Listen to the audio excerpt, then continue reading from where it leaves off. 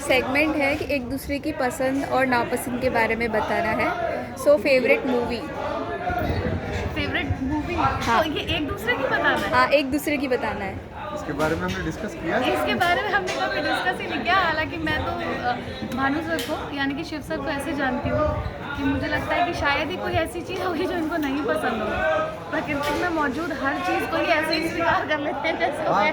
क्योंकि मेरे मुताबिक मुझे ऐसा लगता है कि या तो चीज़ें अच्छी होती हैं या बहुत अच्छी होती है, बुरा कुछ भी नहीं होता। तो चीज़ें जो है वो अच्छी है या और बेहतर हो सकती हैं। तो फिल्में कोई सी भी हो सारी अच्छी होती है, सीखने का मौका उनसे। मुझे लगता है अगर हम सेगमेंट में थोड़ा सा चेंज कर लेंगे, हम अपनी फेवरेट चीज़ें बता दें तो बेटर हो पाएगा, क्योंकि शायद हमने तो कभी डिस्कस ही नहीं किया तो हम ये नहीं बता पाएंगे। कुछ तो पता होगा एक दूसरे के बारे में, कुछ पसंद, कुछ चीज़ें फिल्म को छोड़कर। मुझे अगर इनकी एक बहुत बेहतरीन बात ये लगती है कि ये जीवन को कैसे जिया जाए ये बहुत बेहतरीन, बहुत अच्छे से जानती है। लोगों को कैसे हंसाया जाए और जो जैसे पूरी एक कहानी 100 शब्दों की होगी उसको एक वर्ड में कैसे पिरोया जाए ये जानती है। इनमें बातों को बोलने की, उनको अच्छे से प्रेजेंट करने की कला है। ये हंसाती रहती है, जब तक हमारे मौजूद है आसपास में तो सब लोग हंसते रहते हैं इनके वैलाने से। आप क्या अच्छी चीज़ें बता सकते हैं इनके बारे में? अच्छी चीज़ें मैंने आपको बोला ना कि इस दुनिया में, इस पृथ्वी पर, इस यूनिवर्स में जितनी चीज़ें हैं ना, मुझे नहीं लगता किसी भी चीज़ से शिव सर को प्रॉब्लम हो सकती है। और ये इतने एडजस्टेबल है ना, पेप्सोडेंट का टूथपेस्ट और टूथब्रश भी इतना एडजस्टेबल नहीं होगा जितने वो इतने एडजस्टेबल है वो हर जगह इतने आराम से। और आपको एक बल इनके पेशानी पे दिखाई नहीं देगा कि आपको लगे कि अरे यार मैनेज करना पड़ रहा है। ये इन्होंने जितनी बातें मेरे बारे में कही, मैं कोशिश करती हूँ कि मैं विपरीत परिस्थितियों में भी मुस्कुरा सकूँ, लेकिन इनके अंदर कला है कि ये कोशिश नहीं करते, ये तो मुस्कुराते ही रहते हैं। जीवन है इतना खूबसूरत, क्या करें। देखो, ओके, फेवरेट सॉन्ग्स की बात करें तो दोनों जन क्या आजकल पसंद कर रहे हैं सुनना, रेट्रो या न्यू सॉन्ग्स पंजाबी? जी, अच्छा मैं मेरे बारे में बताऊँ अब। हाँ, आप अपने बारे मैं में। मेरे बारे में बताता हूँ। मैं सब कुछ सुनता हूँ। सुबह जब मेरी शुरू होती है वो होती है रविशंकर जी से। Thank you very much. मैं समझता हूँ इसे रविशंकर जी से। मैं हरिप्रसाद चौरसिया जी का बहुत बड़ा फ़ैन हूँ। मैं सुबह सुबह उनकी सुन रहा होता हूँ।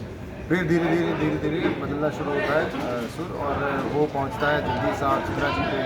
फिर उसके बाद में मैं थोड़ा दोपहर के टाइम पे कुछ मेगाहर्ट्ज़ जो है गीगाहर्ट्ज़ 534 या 432 मेगाहर्ट्ज़, मैं उन साउंड को सुन रहा होता हूँ। शाम पहुँचते पहुँचते फिर पुराने गाने किशोर साहब, लता जी या मोहम्मद रफ़ी साहब। और फिर मैं डिजिटल साउंड का बहुत फ़ैन हूँ और मुझे उस सेगमेंट में साइकेडेलिक बहुत पसंद है। तो मैं रात को जब घर जा रहा होता हूँ तो मैं उस समय या तो साइकेडेलिक सुन रहा होता हूँ या फिर मैं गुलजार साहब की कुछ पोएम्स हैं वो सुनते हुए निकल जाता हूँ। मिर्ज़ा गालिब की जो उन्होंने नरेट की हैं और जगजीत साहब ने गाई है, मिर्ज़ा गालिब। आपकी बात करें तो आप कौन से गाने आजकल पसंद करनी यार चाहिए? देखो, सर जितना संगीतमय जीवन तो नहीं है मेरा, लेकिन मुझे जितना म्यूज़िक पसंद है, मुझे गज़ल ज़्यादा पसंद है। बेसिकली मैं लिरिक्स की वजह से सॉन्ग सुनना पसंद करती हूँ क्योंकि आपको अच्छे वर्ड सुनने को मिलते हैं। साहिर साहब मेरे फेवरेट राइटर हैं।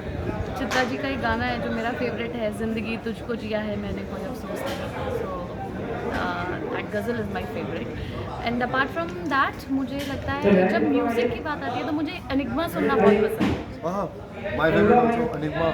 मतलब मुझे लगता है कि स्कूल टाइम से एक जब फैशन शो इंट्रोड्यूस ही हुए थे उस टाइम पे वो एनिग्मा का एक ट्रैक था, उस पर वॉक हुआ करती थी, मैं देखा करता था। बाद में मैंने भी वॉक की हुई और उसके कुछ ट्रैक्स जो हैं मैं जब रोहतांग गया था तो वहाँ सुन रहा था। बहुत एनिग्मा मैं बहुत बड़ा फ़ैन हूँ। तो एनिग्मा सुनने से पहले मतलब मुझे लगता है माइंड को काम करने के लिए, अपने आप को कुछ फीचर करने के लिए, ऐसा कुछ दिमाग में सोचने के लिए एनिग्मा मुझे बेस्ट म्यूजिक लगता है। Thank you so much. Thank you very thank you much. So much.